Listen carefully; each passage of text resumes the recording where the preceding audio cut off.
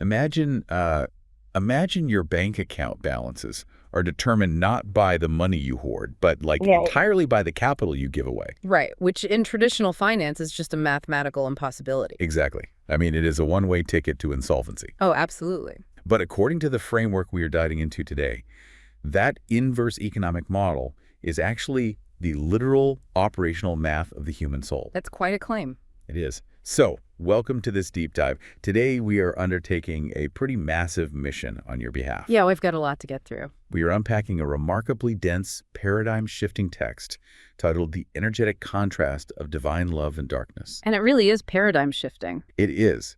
We are taking this text, which merges the ancient teachings of Jesus with the vocabulary of modern physics and energetics, and using it to reverse engineer the mechanics of human interaction. Because we aren't here for, vague spiritual platitudes today. Not at all. We are looking at a system that attempts to explain the underlying causality of our entire emotional landscape. Yeah, it's a text that fundamentally refuses to let spirituality remain abstract. Right. It demands that we look at concepts like love and hate not merely as shifting moods, but as active, transacting forces. Forces with measurable impacts on our reality. Exactly. By synthesizing the teachings of the gospel with concepts from quantum mechanics and biology, it bridges the gap between the mystic and the mechanical. It's like a unified field theory of the human heart. That's a great way to put it.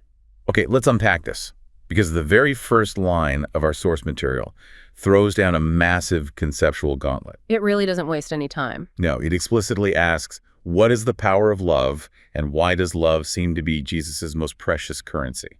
And, framing love as a currency is a remarkably precise linguistic choice. Yeah, it doesn't call it an aura or like a moral imperative. Right, it calls it a currency. And a currency is a medium of exchange. It's a medium of trade. Exactly. Its entire utility is based on velocity, the speed and frequency with which it changes hands. Okay, that makes sense. Think about the historical context of Jesus' teachings in the gospel.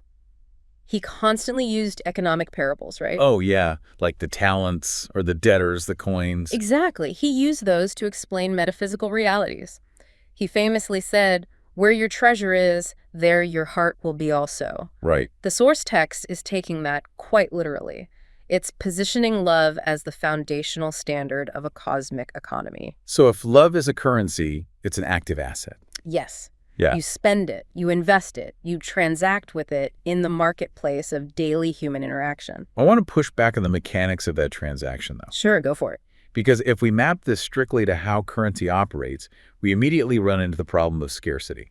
Ah, the zero-sum game. Exactly. If I give you $20, my net worth decreases by $20. Right. But if we look at systems outside of traditional fiat currency, like network effects and technology, we see a totally different model. Okay, yeah. Like what? Take open source software like Linux or a decentralized blockchain ledger. Right. In those systems, giving away the code or distributing the ledger to more nodes doesn't deplete the creator's resources. It actually fortifies the entire network. Yes, it makes the original asset infinitely more valuable. So does the text imply that spending this love currency operates on a similar network effect? Where the transaction itself is the generator of the asset. Exactly. Does it generate more of it? What's fascinating here is how accurately your open source analogy maps onto the theological framework the text is channeling. Oh, really? Yeah, you are describing an economy of abundance, which directly counters our evolutionary programming. Because biologically, we are wired for scarcity. Exactly. We hoard resources because, for most of human history, a lack of resources meant death. Right. But the mystic tradition, from early church fathers to modern theologians, has always posited that divine love is entirely nonlinear. Okay, how so? Well, the French philosopher and Jesuit priest Teilhard de Chardin, Oh, I've heard of him. yeah, he argued that love is the core evolutionary driving force of the universe, like a literal cosmic energy that grows more complex and abundant as it connects discrete elements. Wow. So in the framework of our source text, when you spend love through an act of radical compassion or forgiveness, you aren't emptying your reserves. You're executing a transaction on an infinite ledger. Spot on. The act of giving is the mechanism of generation. The network gets stronger, and your capacity to hold the currency actually expands. Which explains why the gospel teachings so often sound like economically irrational to the modern ear. Absolutely. Turn the other cheek, or Give your cloak as well. Right. In a scarcity model, those actions are evolutionary suicide. You are willfully taking a loss. You're getting scammed, basically. Exactly.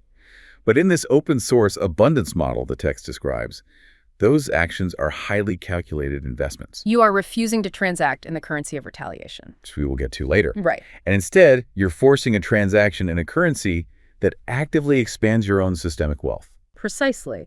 And that economic reframing is exactly what allows the text to make its next, much larger leap. Okay, where does it go next? Once it establishes love as an active transacting force, it moves beyond the metaphor of commerce and directly into the realm of physics. Oh, wow. Yeah. The source asks why love is, and I'm quoting directly here, a sort of energy that transcend our reality. Okay, here's where it gets really interesting. Right. Because we're moving from sociological metaphors into what sounds like structural physics. Yes, we are.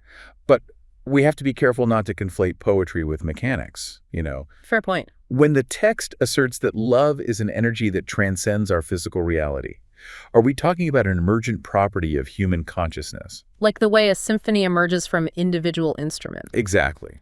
Or is the text suggesting it operates as a fundamental external force, akin to how quantum physicists describe non-local entanglement? That's the big question. Because if it's the latter, that suggests love exists independent of our biology. Well, the phrasing of the text points heavily toward the latter. Really? External physics? Yeah. Let's look at the specific mechanism of transcending reality. Our consensus reality is governed by strict Newtonian parameters, right? Right. Time is linear. Space creates absolute boundaries. Exactly. If we are physically separated, we are functionally isolated. But in quantum mechanics, specifically with quantum entanglement, what do we see? Particles interacting instantaneously across vast distances. Exactly, entirely bypassing the spatial limitations of our observable reality. Okay, that is wild. The physicist David Bohm proposed the idea of an implicate order. An implicate order? What is that? It's a deeper, hidden level of reality from which our physical, observable universe unfolds. Okay, I'm tracking. When the text describes love as an energy transcending reality, it is using a very similar mechanical framework. So it's not just a brain trick. No, it positions love not merely as an emergent neurological trick developed by our brains to ensure social survival, but as an external, foundational force originating from a deeper order. That perfectly contextualizes the experiences documented by contemplatives and mystics for centuries. Ragu. Look at St. John of the Cross or Julian of Norwich. Oh, absolutely. They describe states of profound unitive love that completely obliterated their perception of time and physical space. Right, their writings are full of that. Biologically, their prefrontal cortexes might have been altering their processing of spatial awareness, sure. The brain was doing its thing. Yeah. But functionally, within the framework of this text, they were tapping into an energy source that overrides the basic physics of the human experience. Exactly. If love is an energy capable of doing work of causing actual change, but it transcends the boundaries of our three-dimensional reality, it explains why an act of profound love can influence generations. Long after the biological actors are gone. Yes. The energy simply isn't subject to the decay of time. It's an anti-entropic force. Anti-entropic. Explain that. In physics, entropy is the natural progression of all systems, from order to disorder, from connection to dissolution. Things falling apart. Right. The text presents divine love as the counterforce to entropy. It is the energy that binds, that builds complexity, that unifies. Oh, wow. And Jesus' miracles, as recorded in the Gospels, can actually be viewed through this exact lens. Like the healings. Healing the sick, feeding the multitudes. These are often treated purely as magic tricks to prove divinity. Just rule breaking for the sake of it. Right. But if we apply the text's framework, these events are simply hyper-concentrated applications of this transcendent energy. So he was tapping into that implicate order. Exactly. There are moments where the implicate order of love momentarily overrides the entropic rules of biological decay and physical scarcity. That makes so much sense. And if love is the anti-entropic force that binds and builds, then the text's transition into its next concept is completely mechanically necessary. Because you have to look at the opposite. Exactly. You cannot fully understand a force without mapping its inverse. Wow. You cannot map gravity without understanding inertia. And the text defines the inverse of this unifying energy explicitly. It asks why hate drives us away from good. Placing it squarely in the realm of what it calls darkness and suffering. Yes.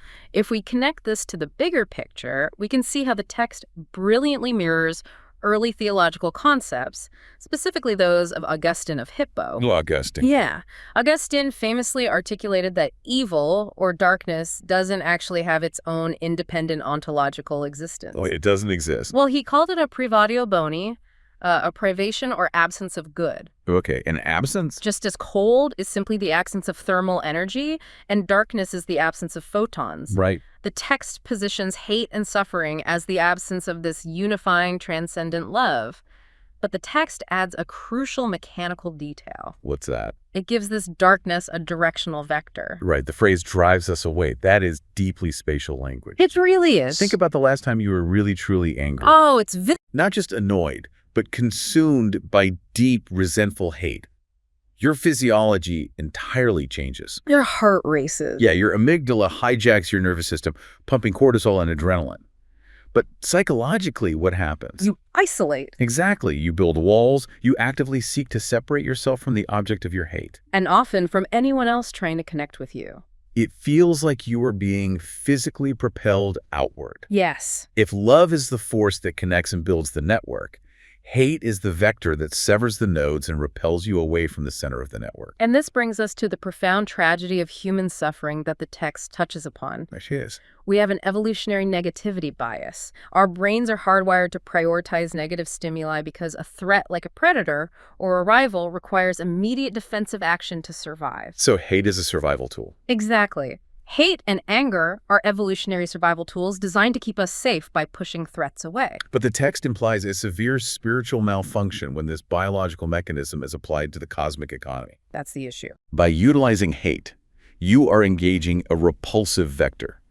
You are driving yourself away from good, which the text aligns with connection, light, and love. Which creates an incredibly vicious feedback loop. Yeah, that's what I was thinking. Does the suffering cause the hate, or does the hate cause the suffering? It's a chicken and egg situation. Because from a sociological standpoint, we see that systemic suffering, poverty, trauma, marginalization breeds immense amounts of hate. Of course. The pain comes first, and the hate is the reactionary armor. Right.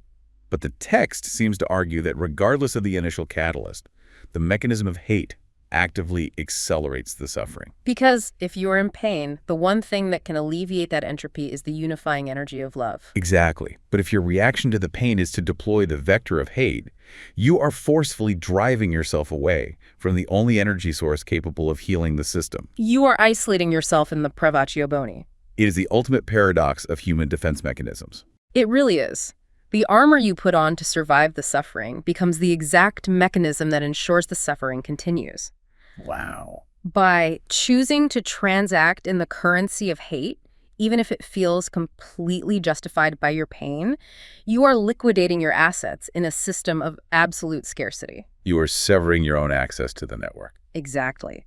The text treats darkness, suffering, and hate as an intertwined, self-perpetuating cycle. Hate is the engine, suffering is the fuel, and darkness is the destination. That is a staggering way to view the human condition. It really is. It removes the moralistic finger-wagging from the concepts of good and evil, you know? Totally. Yeah. And replaces it with a cold, hard look at systemic functionality. It says, look, you can choose to operate this way, but the physics of the system dictate that you will isolate yourself into oblivion. Yeah, it's just the mechanics of it. And that mechanical view of our emotions leads perfectly into the final section of our source material. Right, where it brings it all into the body. Yes, where the text attempts to ground all of this ancient theology and quantum theory into the immediate reality of our nervous systems. It's a big shift. It asks, why people speak of love as high frequency and hate as low frequency. This is where the ancient mystic traditions violently collide with modern neurobiology and biophysics.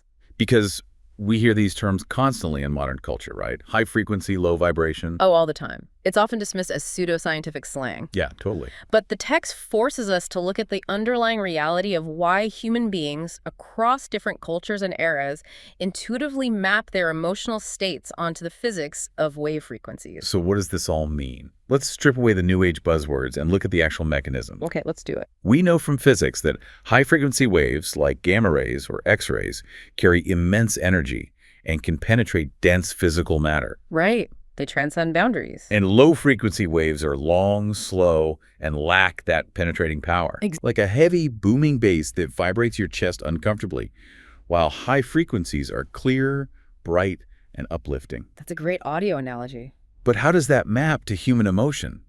We aren't radios.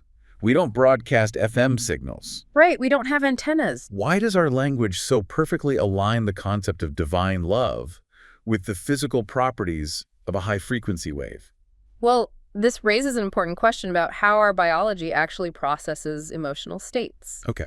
We may not be radios, but we are highly complex electromagnetic fields.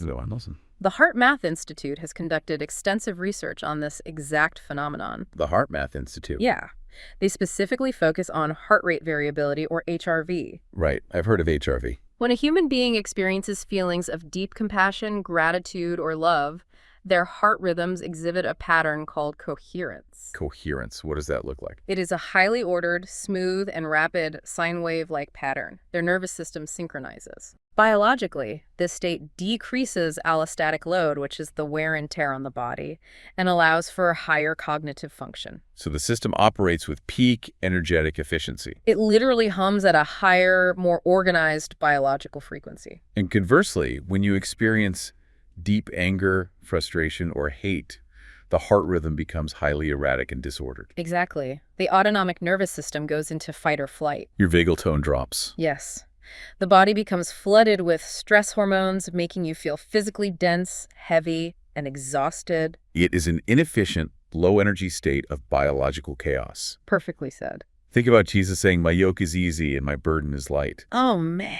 He was talking about spiritual alignment, but he was using the language of physical weight. He really was. Hate feels like a low frequency because it physically weighs the system down. It is dense. It traps you in the immediate, heavy reality of your physical body. Exactly. Love is described as high frequency because high coherence in our biology makes us feel expansive. You literally feel lighter. When you are in a state of profound love or awe, you feel entirely unburdened. Your peripheral vision actually expands. Wait, really? Your vision expands? Yeah, your ability to empathize and connect with others increases. Your biological system is mimicking the physics of a high-frequency wave. It's penetrating boundaries and connecting with the environment. Right. The source text isn't just using poetry when it talks about frequencies. It's describing an objective reality. Yes. The objective reality of how the energy of divine love translates into the human biophysical system. That brings everything full circle in such a deeply satisfying way. It really ties it all together. We started with this massive question about love as a currency. We saw how, unlike the fiat money in our wallets, love operates on an open source network where the act of giving generates infinite abundance. Right. We then explored how that currency operates mechanically as an anti-entropic energy. Binding things together. Exactly. It is a fundamental force originating from a deeper order that actively transcends the linear boundaries of our physical reality, binding the universe together. And we mapped the shadow side of that system. We saw how hate isn't just a moral failing, but a repelling vector. A tragic biological defense mechanism. That actively drives us away from the network, trapping us in a self-perpetuating loop of suffering and isolation. Finally, we grounded all of those cosmic concepts into the immediate reality of our nervous systems. Seeing how the high frequency of love creates biological coherence and expansiveness. While the low frequency of hate mires us in physical density and exhaustion. So for you, the listener, this completely reframes the stakes of your daily life. It really should. The interactions you have today, the text message you send in anger, the moment of patience you offer a stranger, these are not passing inconsequential moments. Not at all. According to this text, you are a node in a massive cosmic economy. You are constantly choosing which currency to circulate. Yes. When you hold on to hate, you are actively choosing the heavy, low-frequency vector of isolation. You are driving yourself away from the very thing you need to survive. But when you choose love, you are accessing an energy that overrides the entropy of the world. You become a generator of abundance. You are participating in the evolution of the system itself.